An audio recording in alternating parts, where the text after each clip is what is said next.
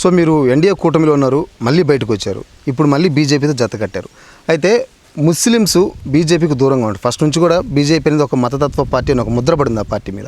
ఈరోజు మళ్ళీ మీరు బీజేపీతో కలిస్తే ముస్లిమ్స్ ఓట్లు కోల్పోయే అవకాశం ఉందని అంటే మీరు అన్నారు, ఈ నియోజకవర్గంలో ఎక్కువ మైనారిటీస్ ఉన్నారని. సో ఆ ఓట్లు కోల్పోయే అవకాశం ఉందని మీరు అనుకుంటున్నారు?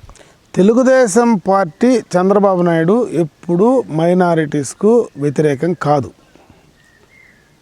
దానికి ఉదాహరణ ఈరోజు ఏం కొత్తగా బీజేపీతో పోయేది కాదు. 99లోనే వాజ్పేయి గారు ఉండేప్పుడే బీజేపీతో వెళ్ళడం జరిగింది. ఆ రోజే అబ్దుల్ కలాం గారిని ప్రెసిడెంట్ ఆఫ్ ఇండియా చేయడానికి చంద్రబాబు నాయుడు గారు ప్రయత్నం చేశారు. ఆయన తీవ్ర ప్రయత్నంలోనే అది జరిగిందనేది జగమెరిగిన సత్యం.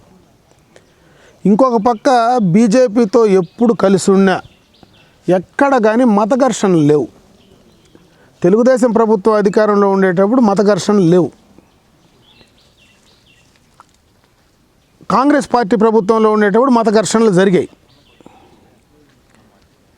ఇంకొక పక్క బీజేపీ ఏదైనా చేస్తుందనేటువంటి భయము మైనారిటీస్కు ఉంటే ఎక్కడ వాళ్ళ అధికారంలో ఉన్నప్పుడు ఎక్కడ మత ఘర్షణలు చేయడం కానీ ఎక్కడ అటువంటి సందర్భాలు సంఘటనలు జరిగినటువంటి దాఖలాలు కూడా లేవు. అది పార్టీ పరంగా చంద్రబాబు నాయుడు గారి పరంగా అప్పట్లోనే 2014 నుంచి 19 మళ్ళా ఎన్డీఏలో ఉండేటప్పుడు చాలా కార్యక్రమాలు మైనారిటీస్ చేశారు. 99లోనే ఈద్గాలకు దర్గాలకు మసీదులకు డబ్బులు ఇవ్వడం ఎన్డీఏతో కలిసి ఉన్నప్పుడే. 14 నుంచి 19 దాకా సేమ్ థింగ్ కొనసాగించడం.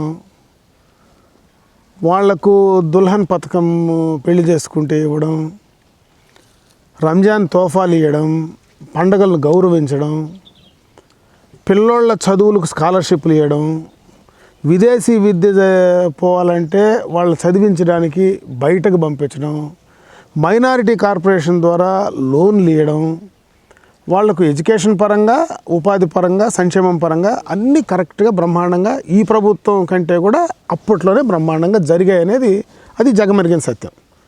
అది పార్టీ పరంగా చంద్రబాబు నాయుడు గారి పరంగా ఈ రాష్ట్రంలో తీసుకున్నది. ఈ నియోజకవర్గ పరంగా ఈ ప్రాంతం పరంగా మా తండ్రి గారు శాసనసభ్యుడిగా పార్లమెంట్ సభ్యుడిగా ఉన్నప్పుడు రాజకీయాల్లో ఉన్నప్పుడు మైనారిటీస్కి చేయాల్సిందంతా ఫస్ట్ ప్రయారిటీ కింద చేసుకుంటూ వచ్చాం. మొదట వాళ్లకు ఆ కమ్యూనిటీని గుర్తించి వాళ్ళకి చేయాలనే ఆలోచన రావడమే మేము చేసింది. వాళ్ళకు కావాల్సినటువంటి పుంగనూరులో ఐటీఐ కావచ్చు, ఎడ్యుకేషన్ వాళ్లకు ఉర్దూ స్కూల్స్ కావచ్చు, పక్కన పోతే కనపడతాయి ఉర్దూ స్కూల్స్ అన్నీ. మేము తెచ్చిన ఉర్దూ స్కూల్స్ హై స్కూల్స్ ఇక్కడ దాదేపల్లి ఉంది పక్కన పుంగనూరు కాన్స్టిట్యున్సీని. దాదేపల్లి హై స్కూల్స్ కానీ ఉర్దూ స్కూల్లో ఉర్దూని ఎంకరేజ్ చేసిందే మా ఫాదర్. ఆ తర్వాత పలమనేరులో కూడా ఈరోజు ఉర్దూ స్కూల్ ఉందంటే ఆయన తెచ్చిందే. ఈరోజు షాదీ మహల్ ఉన్నాయంటే ఆయన తెచ్చిందే, నేను తెచ్చిందే. షాదీ మహల్ పలమనేరు ఇప్పుడు అన్నీ నేను చెప్పినవన్నీ ఏది రాయలపేట, ముత్తుకూరు, బైరెడ్డిపల్లి, వీకోట, పలమనేరు ఇవన్నీ కూడా అన్ని చోట్ల మైనారిటీస్ ఎక్కడ ఉన్నారు అక్కడంతా తెచ్చింది ఆయన, తర్వాత నేను. మొన్న శాంక్షన్ చేసింది మేమే. ఉర్దూ సెక్షన్ పెట్టించింది నేనే వీకోట్లో. అమ్మాయిలు చదువుకోవాలనేటువంటి ఆలోచన తీసుకొచ్చింది నేనే. వాళ్ళకి కావాల్సిన రెసిడెన్షియల్ స్కూల్ ఊర్లో పెడితే కానీ అమ్మాయిలు చుట్టుపక్కల అక్కడ చదువుకుంటారని ఆలోచన. అంటే మైనారిటీస్కు ఎప్పుడూ కూడా ఎవరు ఎన్ని చెప్పినా మా కుటుంబం మేము పర్సనల్గా వాళ్ళకి ఏ ఇబ్బంది రాకుండా వాళ్ళ మంచిగా చేరే కార్యక్రమమే చేస్తున్నాం. అక్కడ బీజేపీ ఉందా లేదా ఇంకోటి ఉందా అనేది అప్రస్తుతం. ఇక్కడ చంద్రబాబు నాయుడు రాష్ట్రంలో ఉన్నారు, ఆ తర్వాత నేను నియోజకవర్గంలో ఉంటా. అన్నీ దాటుకొని నా దగ్గరికి రావాలి. వాళ్ళకి ఏదైనా ఇబ్బంది అయితే నా దగ్గరికి వస్తే వాళ్ళకి ఏదైనా నిజంగా ఇబ్బంది జరిగితే నేను వాళ్ళ ముందర నిలబడేదానికి నేను సిద్ధంగా ఉంటా. వాళ్ళకి అన్యాయం జరిగి వాళ్ళ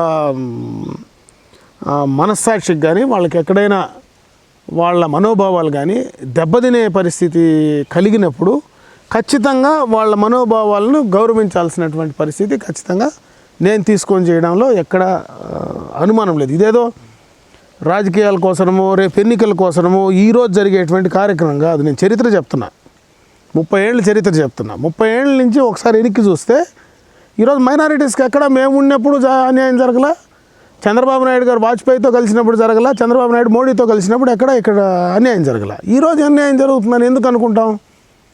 ఈరోజు ఇక్కడ అన్యాయం జరిగే పరిస్థితి లేదు. మేము మైనారిటీస్ ఖచ్చితంగా చెప్పుకునే ప్రయత్నం చేస్తాం. ఒకవేళ కేంద్రంలో మోడీ మళ్ళా ప్రధానమంత్రి అవుతాడనేది మొత్తం దేశమంతా కోడైకి వస్తూ ఉంది. ఈరోజు మోడీ అక్కడ ప్రధానమంత్రి అయితే అక్కడి నుంచి ఏమైనా తీసుకొచ్చి వీళ్ళకి ఇచ్చేదానికి మేము మధ్యవర్తులుగా పనిచేస్తామే కానీ అక్కడి నుంచి ఏమైనా చెడ్డ వస్తే మేము ఎందుకు తీసుకొస్తాం? ఇక్కడ మేము అడ్డుకుంటాం కదా, అది జరిగే పరిస్థితి కాదు. కాబట్టి దాన్ని మైనారిటీస్కి మేము ఎక్స్ప్లెయిన్ చేసుకునే ప్రయత్నం ఖచ్చితంగా చేస్తాం. నాకు కూడా మైనారిటీస్కు మా పైన కూడా ఆ నమ్మకం ఉందని నేను నమ్ముతున్నా. అదే రకమైన నమ్మకాన్ని నేను కొనసాగించేటువంటి ప్రయత్నం అయితే ఖచ్చితంగా చేస్తాను. ఇక్కడ సెక్యులర్ దేశం ఇది, సెక్యులర్ రాష్ట్రం ఇది, సెక్యులర్ భావాల్ని గౌరవించేవాడు చంద్రబాబు నాయుడు.